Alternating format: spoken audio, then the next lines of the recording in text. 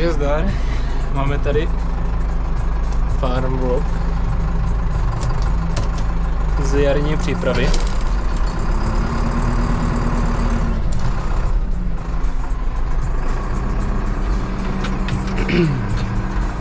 Strhávám tady, příprava, to není ještě úplně přesyťovka. Toto je, strhávám mornicu, aby nevysychala půda. A tady půjde zase cvazenka. Aby si to pole odpočinulo od pšenice. Takže, a ta se bude sedat tak začátkem května, konec dubna, tak nějak. Máme březen, ale dokud je ještě vlhkost v té půdě, tak je dobré to strhnout ornicu, protože to méně vysychá.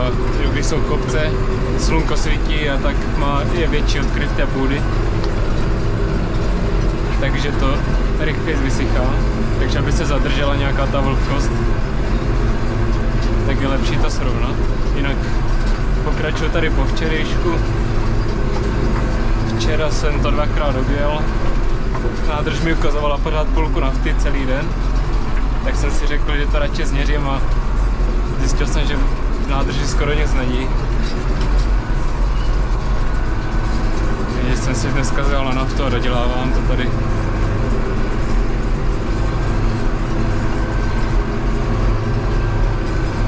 Jinak máme za sebou kombinátor, kombinace radličky brány.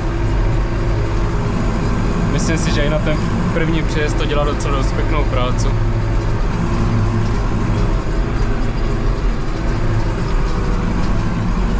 Na seti, když jsem chystal na pšenici teďka na jaru, tak jsem to dělal dvakrát a úplně krásné, to stačí. A na tu svazenku si myslím, že to, když se to pak ještě přejede před setím jednou, tak to bude taky dobré.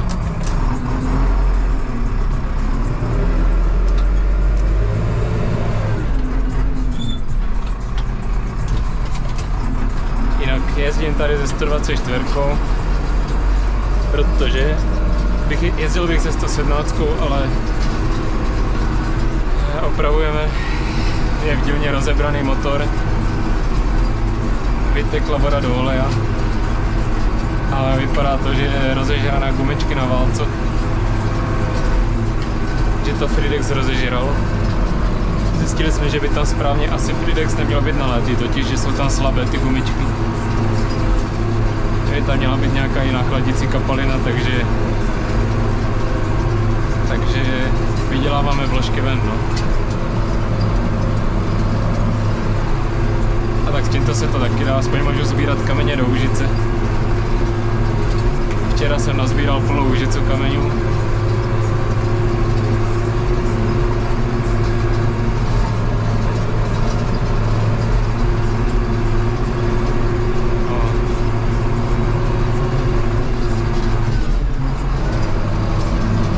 Jinak zatím to jezdí dá se říct bez poruchy. Čekal jsem, že budou třeba uletět na některé ty péra na těch radličkách nebo tak a zatím ani jedno, takže dobré, no. A i co beru třeba krajnice do nezoraného, tak to drží.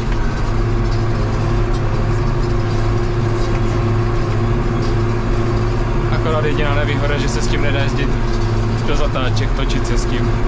Se to musí zvedat, když je ostrá zatáčka. To je taková asi jediná nevýhoda tady s těma pérama na tom kombinátoru.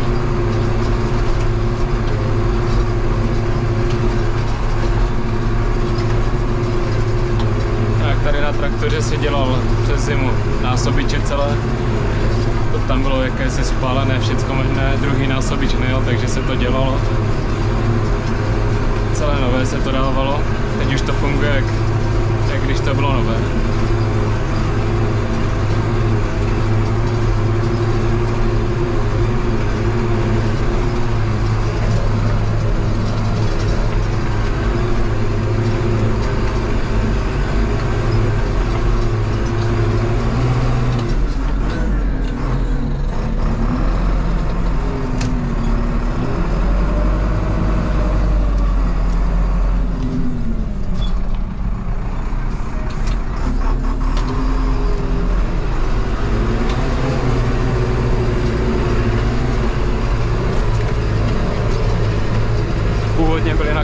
traktoru na tomto bývaly válce drobící, 2.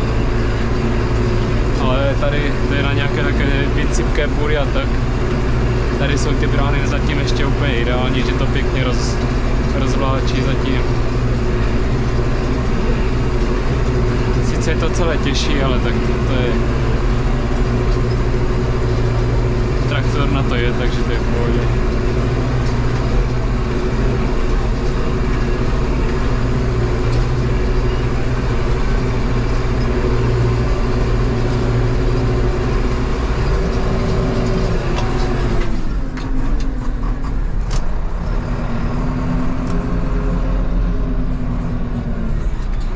Jinak jezdím to, když to dělám poprvé, tak dělám první úvratí, aby se mi dobře točilo.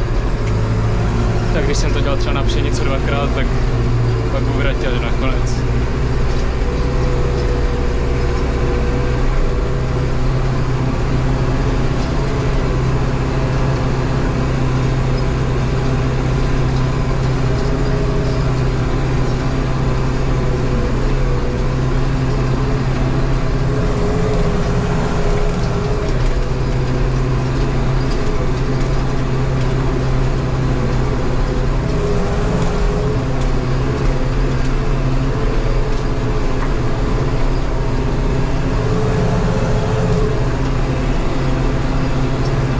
To znát do kopce, že to co si v zemi dělá.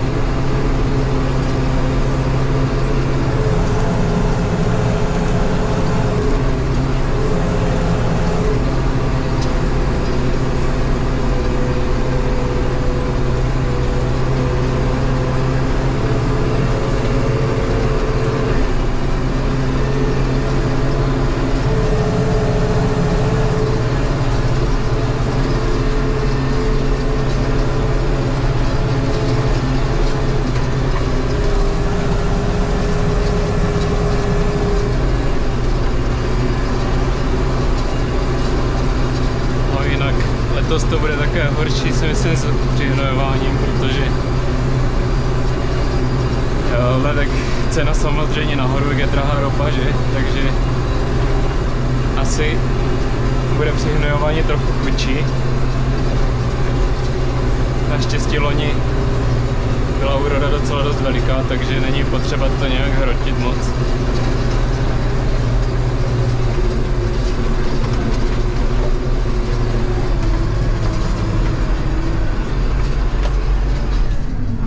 Proto i třeba tady necháváme tyto pole odpočinout, že tu dáme tu svazenku.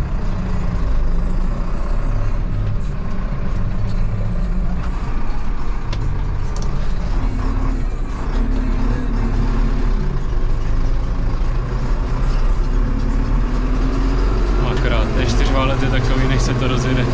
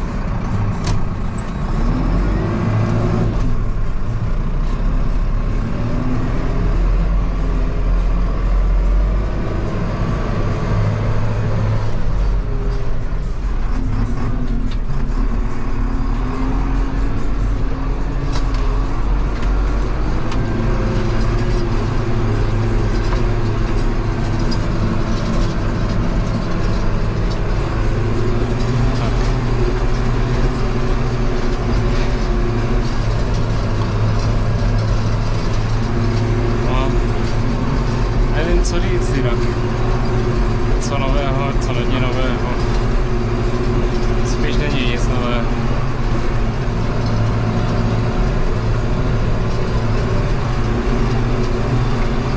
Nafta na sezónu bude krásně drahá zase.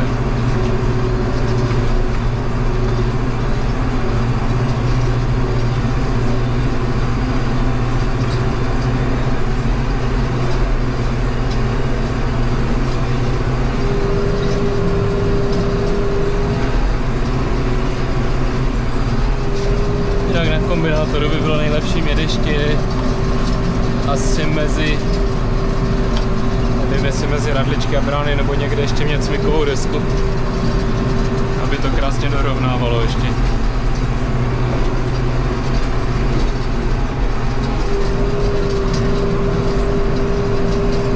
To nebylo pak úplně nejlepší.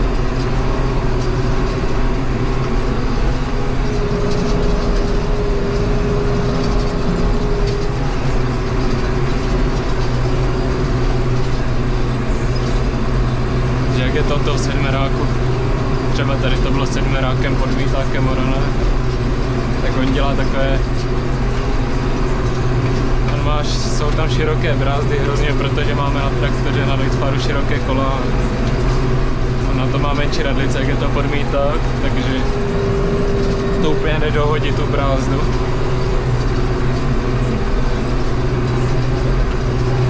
Musíme koupit nějaký lepší pluk s většími radlicemi.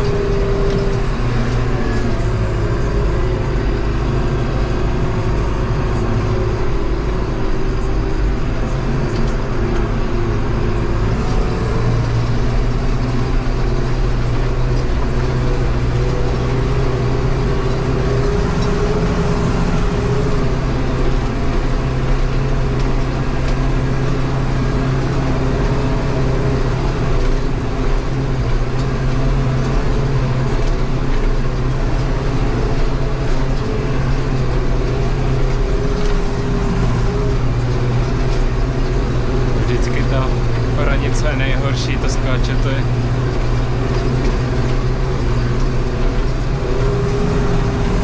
Jak už se to dělá pak po druhé, to už je v pohodě, ale toto.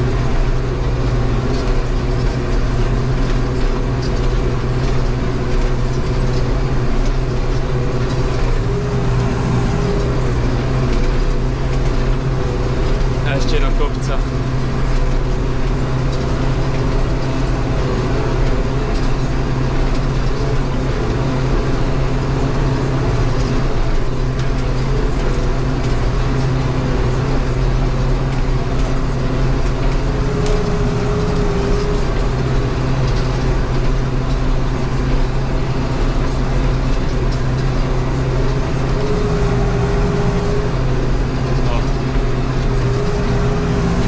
GPSka v ruce, trnka přede mnou a jde to.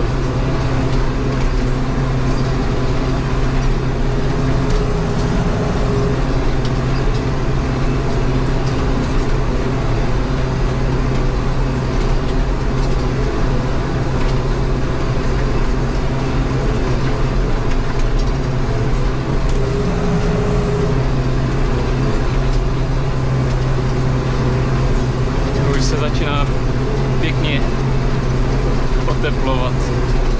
Horko v traktoře. Tady jak to bylo rozpůlené, tak se ještě nedoplnila klimatizace. A už to jde cítit. Jak ve skleníku to začíná být zas tady.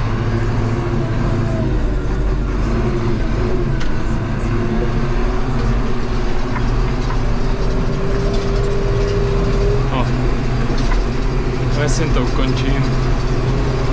Už je to zas 15 minut. To myslím stačí. Kdo ví, kdy zase něco dalšího natočím, takže ať je aspoň tak 2 videa za rok na tom YouTube. A nechce se mi prostě už natáčet asi. Většinou mám GoPro doma, tak teď jsem si vzpomněl na něho, takže jsem řekl, jestli něco natočím. Zase bude na chvíli klid asi. A nic, tak třeba u dalšího fanvlogu Start.